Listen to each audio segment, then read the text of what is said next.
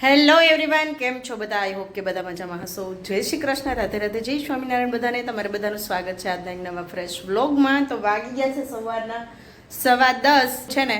મિશ્રીને સ્કૂલેથી phone આવ્યો છે કે લેવા જવાની છે, કેમ કે આજે સવારે જે કહેતી હતી કે મમ્મી માથું ભારે ભારે લાગે છે, શરદી જેવું હતું. તો મેં એને ઉઠાડી નહોતી. એને એકવાર ઉઠાડવા ગઈ ને તો એવું કીધું તો મેં ભલે સૂતી નથી જવા દેવી આજે. તો એને જાતે ઉઠીને નાવા વઈ ગઈ. હું કિચનમાં ટિફિન બનાવતી હતી ત્યારે ઉઠીને નાવા વઈ ગઈ કે જાવું છે મારે સ્કૂલે. તો વઈ ગઈ છે. તો હવે મને લાગે છે કે માથું ને એવું વધારે, કેમ કે સેજ શરદી જેવું છે એને, અને વાતાવરણ બી એકદમ વેધર છે ને ચેન્જ થઈ જાય છે, એટલે અત્યારે બધાને એવું જ છે શરદી જેવું ને એવું બધું. તો જાઉં છું, તેડી આવું મિશ્રીને, અને જો એ વધારે તબિયત ખરાબ હશે તો સીધા ઘરે આવતા રહેશું. નહીં તો મારે છે ને ટમેટા ને એવું લેવાનું છે, એવું રસ્તામાંથી પછી લેતી આવીશ, અને કાં પછી માન્યાને લેવા જઈશ ત્યારે. તો સારું, ચાલો હું લઈ આવું.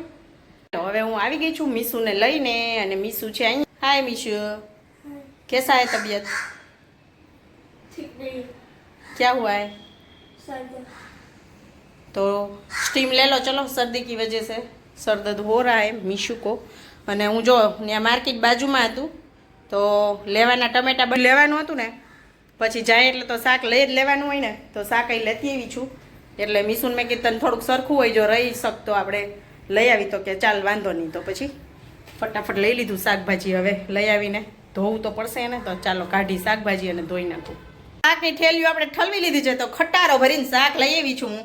તો ગઈ હતી મીશુને સ્કૂલે લેવા ને, પણ નજીક થાય સ્કૂલ એટલે શું થાય, ને રોજ ટિફિન બનાવું, શાક શું બનાવવું એટલે આપણે લઈ આવ્યા છીએ. ને અહીંયા હજી ખબર નહીં વટાણા કેમ નથી દેખાતા. આ વખતે વટાણા નથી આવતા, અને મને એવું લાગે કે ગુજરાત કરતાં છે ને એ શાકભાજી બહુ સસ્તું મળે એવું લાગે. તો આજે હું તમને છે ને શાકભાજીના ભાવ કહું, તો તમે બધા છે ને કોમેન્ટમાં એક શાકભાજીના ભાવ લખજો, મને ખબર પડે કે ગુજરાતમાં શું ભાવ છે ને અહીંયા શું ભાવ છે. ચાલો તો આપણે જોઈએ આજે શાકભાજીના ભાવ.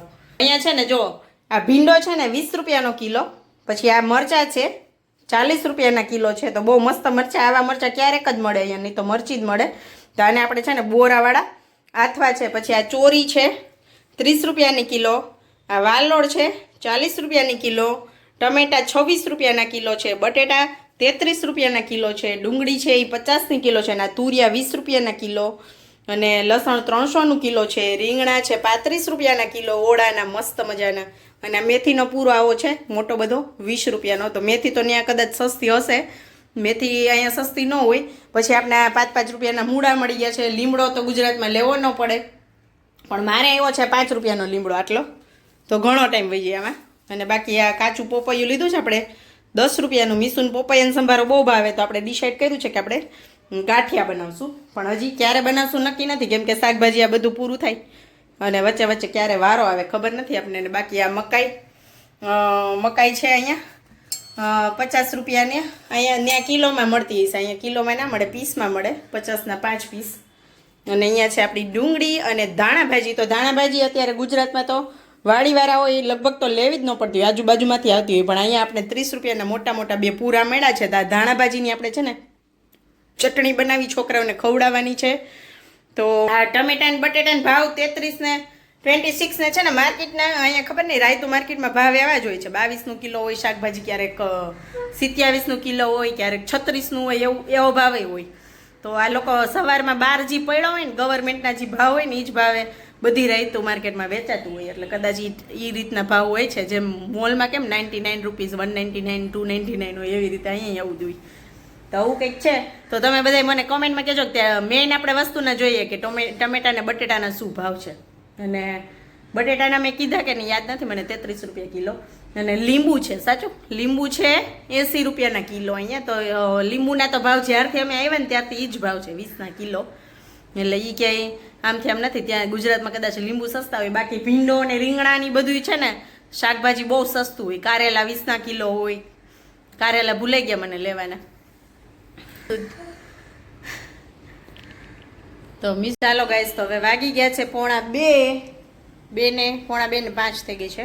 અહીં હું વીણતી હતી, ધાણાભાજી વીણાઈ ગઈ છે, અને હે ને કટ નથી કરવી, આમ જ રાખવી છે. અને ઓલું બાકી છે મેથી, બાકી રોટલી ને એવું બધું થઈ ગયું છે.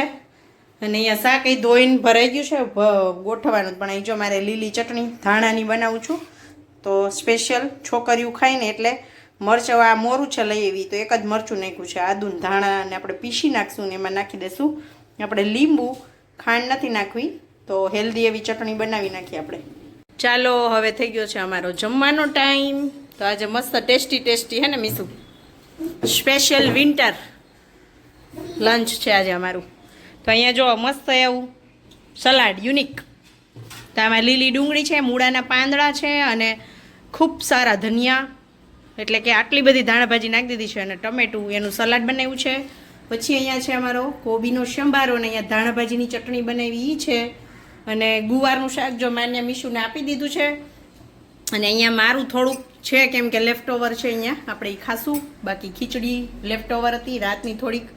અહીંયા આટલો બાજરાનો રોટલો, તો ઠંડો રોટલો તો મને બહુ જ ભાવે, કોને કોને ભાવે કહેજો, એટલે આપણે પછી રોટલી લેશું. ગોળ છે અને મસ્ત બધાને ભાવે એવી ખીચડી.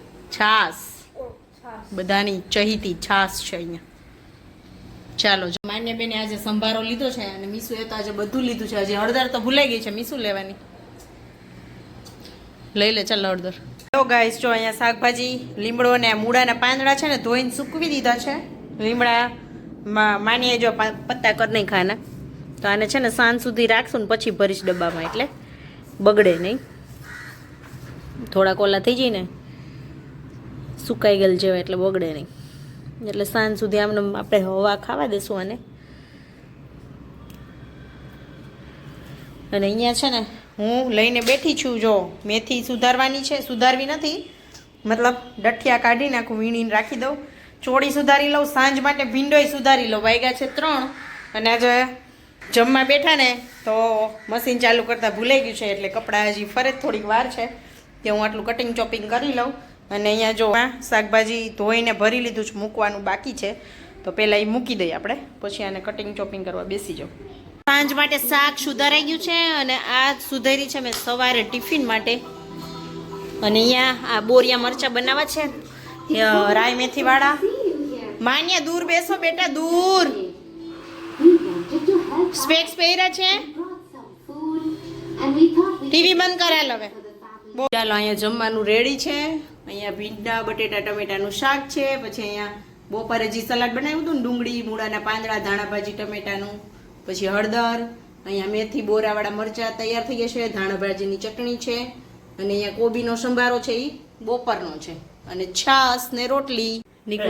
નિકુંજ આવી ગયા છે, તો હવે આપણે જમવા બેસી જઈએ. મૂળા પારા બહુ તીખા લાગે.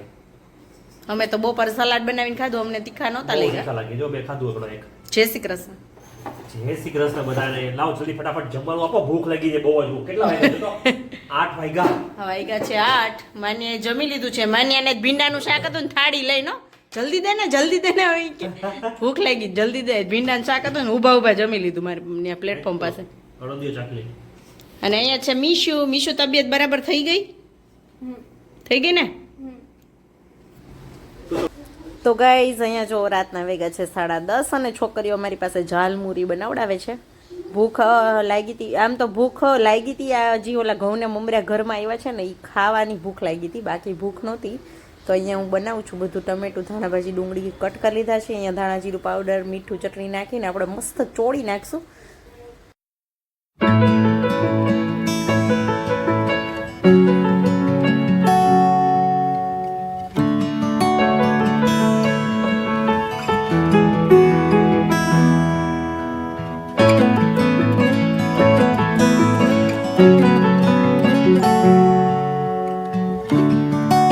કેવા છે?